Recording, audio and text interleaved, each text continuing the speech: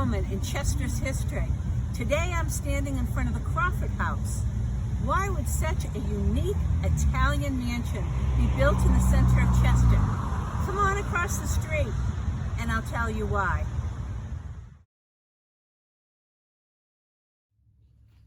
Here I am across the street from the Crawford house in the Chester, New Hampshire Historical Society Museum. William Crawford was born in 1823. He lived in Sandown and he lived in Chester. He made his wealth in the lumber business, and then he invested in the shoe business and dairy and lost it all. But he regained his wealth again by building tenements when Derry was a booming city. It was thought he built this Tuscan mansion to find proper suitors for his daughters. Well, it must have worked for 3 of them anyway, because just left in the house were 2 young ladies that never married when he died in 1896. They both were art teachers and music teachers for young adults. When the last daughter was left in the house, she was very afraid to stay there alone. And it's written in the Chester history book how she would lock a hired man in a bedroom every night to stay with her and then unlock it in the morning. But little did she know that he escaped through a window during the evening and then came back in the morning. It was noted in the history book that he had a lawn party in 1890 for 200 guests. He grew up in Sandown and Chester. He was the Rockingham County Treasurer in the late 1800s. He also was the temperance leader for Chester. If you don't know what the temperance was, it was the outlaw of alcohol in the 19th and 20th century in Chester. William was president of the Lincoln Club of Chester. In both Lincoln elections, Chester voted for Abraham Lincoln. Today's owners of the Crawford House are Andrea and Carlos Brown. They have been kind enough to share paperwork with me that was left in the Crawford House. Here you can see that William Crawford at one time was a selectman. Andrea and Carlos have a copy of William's obituary and lists his wife as Eliza and his 5 daughters, with his 2 daughters, Duraxa and Elmira, still living at home. The funeral took place at the Crawford House, and George Wilcom of Wilcom's Store was a pallbearer. William Crawford is buried in the village cemetery. As you can see, the original carriage shed was removed from the home. This is a photo that was taken in 1984 of the Crawford House. And this is an old postcard from around 1920. This is a fabulous photo, which was taken from the top of the church tower. And it looks down onto the grounds, and you can see the carriage shed. And on top of the carriage shed, notice the square cupola.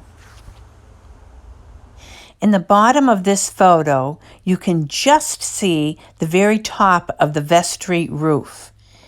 Interestingly, the land where the church vestry stands was once part of this lot, the Crawford lot, and it was leased to the church for 99 years. At the end of the lease, the church purchased it. The Italianate architecture is a category of Victorian architecture. This Italianate style home has the common characteristics with a low-pitched roof, a tall appearance with 2, 3, or 4 stories, wide overhanging eaves with large corbels or brackets and cornices, a square cupola, and round windows. They were often made of brick, stone, or stucco, and this one has the look of stone but is wooden blocks. The foundation is a unique raised granite stone. Let's go up to the front porch of 12 Chester Street and meet today's owners, Carlos and Andrea Brown, on their front porch. The Browns just purchased the Crawford house in 2020, last year. I'm on the front porch today of the Crawford house with Andrea and Carlos Brown. They've been ever so kind to take me and give me a tour through the Crawford house. Carlos, when was the house built? So the house was built in 1865 by William Crawford when he was 31 years old at the cost of $7,000. The house remained in the family until the 1950s, and the house has an 18 by 36 foot ballroom on the left-hand side. This is the room that would have been the ballroom. Our understanding is that in the ballroom, a previous owner of the house conducted classes for small children, and they left behind these pads which are to cover and protect the windows in that area. Andrea, how many rooms are in this house? I know that there are 6 bedrooms in the house, and if we did a total room count, I think we're probably at about 12 rooms in the house. This is looking at the back of the house. Let's go inside and take a look at some of the unique features. The kitchen is in the back of the house, and to me, some of the features look older than 1860. The floors are live edge boards with square nails. On the right is a copper pot with a copper cover where water was heated, and below is the door where the coal was put in. On the left is the beehive oven. Notice the date of the beehive oven, which says 1849. The kitchen sink is very interesting. It looks like it's from the turn of the century. Look at the copper on the bottom and the little copper knob on the top of the stopper inside the sink. On the second floor is the staircase to the widow's watch. All 4 windows have these porcelain knob latches. Knowing that there are 2 places in Chester that you can see the ocean, I wondered if from the top of this widow's watch you could once see the ocean also. The Crawford house retains many of its original features.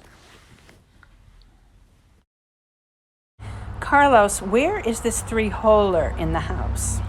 So the outhouse that you see here is actually just off the left-hand side of the house.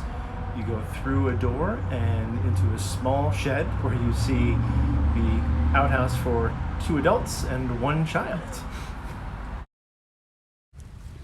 Many original details remain in the home today. One of them being this light fixture hanging in the entry foyer. This 4-arm brass fixture was converted from gas to electric and was documented in papers left with the home. How lucky we are in Chester to have this beautiful Tuscan home. There are only 2 others in the state of New Hampshire, one in Manchester and one in Concord. What fun it was in the past to watch the ghost at Halloween float down the staircase. Thank you for joining me today.